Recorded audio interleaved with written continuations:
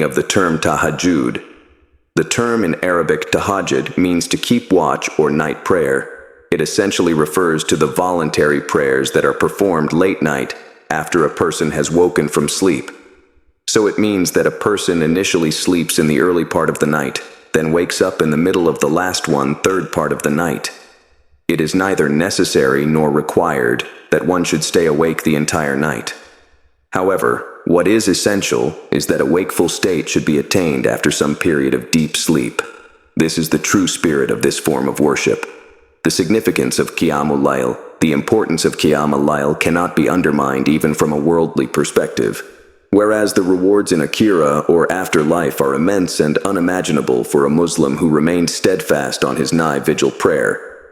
As is evident from the basic definition of the terminologies that this is not an easy task to accomplish. A lot of struggle and consistent effort is required to develop a habit of night prayer. However, keeping in view its significance, there should be enough basis for an incentive for a believer who is looking for means to adopt this form of worship on a regular basis. Some of these aspects are highlighted below. Significance from a worldly perspective. As Muslims, our belief, and an essential part of our Islamic creed, is that our life in this world is like a journey, and our destination is the Akhirah. Whenever we want to acquire something in this world, be it a career path, establishing a new business, acquiring a new skill or a degree, we normally work very hard for it. It's not something that is attained by mere visualizing and daydreaming. It requires a positive, affirmative plan, effort, and course of action. Similarly, when it comes to our religion, the same rules of the world are applicable here as well. Procrastination, casual attitude, fantasizing, laziness, inconsistency does not work in any sphere of life if a person really wants to achieve something. Just as a struggling student would maintain a night vigil to acquire high grades in his exam, or someone who is building up his new business would stay up all night working on his plans. The same way, if we want to acquire a high status in Akhirah and become close friends of Allah the Exalted, then Qiyyam al-Lail or night vigil prayer, more commonly known as Tahajjud, is an essential part and parcel of that believer. Striving to become lovers of Allah the Glorious, you and I cannot claim to be lovers in secret, close friends or best friends with Allah the Glorious if Qiyyam al-Lail is missing or excluded from our daily routine. It simply cannot be that on one side a person claims to love somebody and then not do what pleases his or her beloved. We all at some point of our lives have gone through different stages in our worldly love for our spouses or children, and have done what it takes in order to sustain and prosper our relationships. Even when we know that this love and relationship is temporary, it's worldly, and will not last forever. To be a lover of Allah, the Exalted One must submit completely to His commandments, and that there should be a reflection of the person who is not just a human, but a slave of Allah the Glorious. That slave who submits completely in every sphere of life and does not question the commands. Hence, that is the sole purpose, as Allah the Exalted informs in Quran, that He has created human and jinn so that they may worship Him. This worship includes developing a connection with the Creator, which can be accomplished more effectively through Qiyyam al-Lail or night worship, as the real essence of worship is attained during the night. Means of subduing and training the inner self or ego. Similarly, in order to manifest our claim for love of Allah Almighty, to acquire a high abode in Akhirah, to become the residents of highest gardens of paradise, we have to work hard, labor and fight against our nafs or inner soul, commonly known as ego, since it is a means of training and subduing this ego and brings a state of inner calm, serenity, and peace. Nothing is more displeasing to this inner soul than the state of wakefulness at night, rising from deep sleep, sacrificing the warmth of the bed and going to perform ablution, then standing in prayer. However, consistent effort can bring about positive results and a remarkable change in the person himself, since Allah the Almighty takes control of His affairs, and the world seems less important and more distant compared to Akhirah.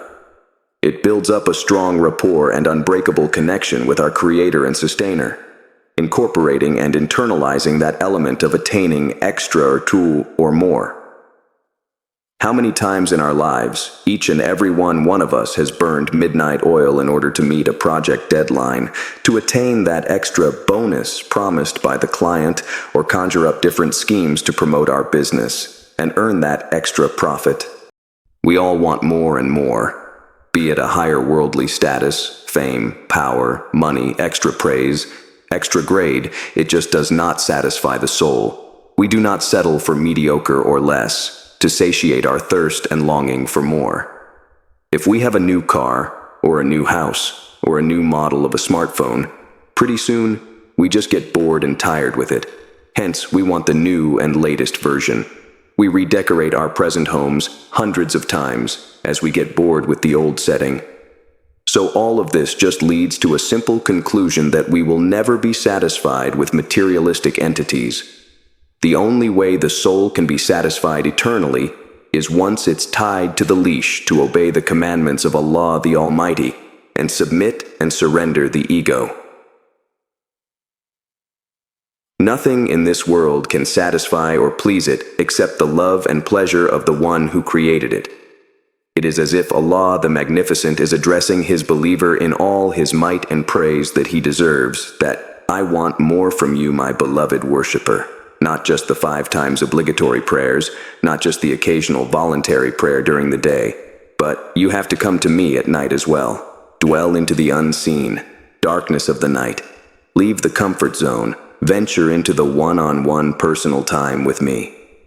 Not only is it an open invitation to everyone who wants to climb that ladder of success and reach the pinnacle, whether it is in a worldly nature or the hereafter, but it is available for free for everyone regardless of their time, place, and worldly position.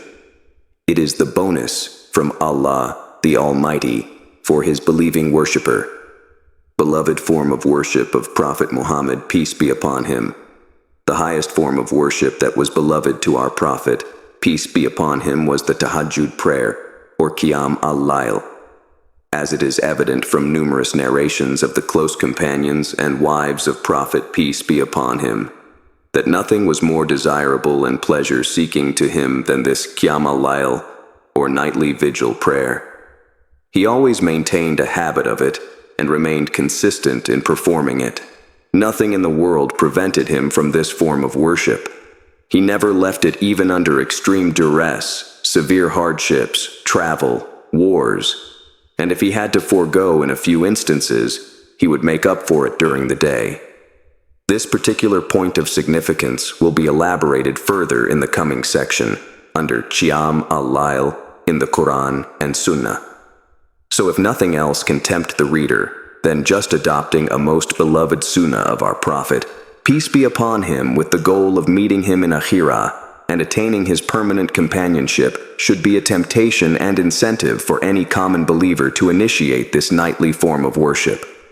On a more personal note, I remember a quote from one of my favorite teachers of ilm, who said that, "If any one of you wants something very desperately in life, that is something you just cannot live without, to the extent that it becomes the sole purpose and means of your worldly life's existence, then Tahajjud prayer is the path to achieving it. There is no way that a pleading believer's Tahajjud dua is rejected by Allah the Exalted, if it is for a rightful cause and with true intention and something that is not sinful, displeasing, and/or it should be residing within the realm of Sharia.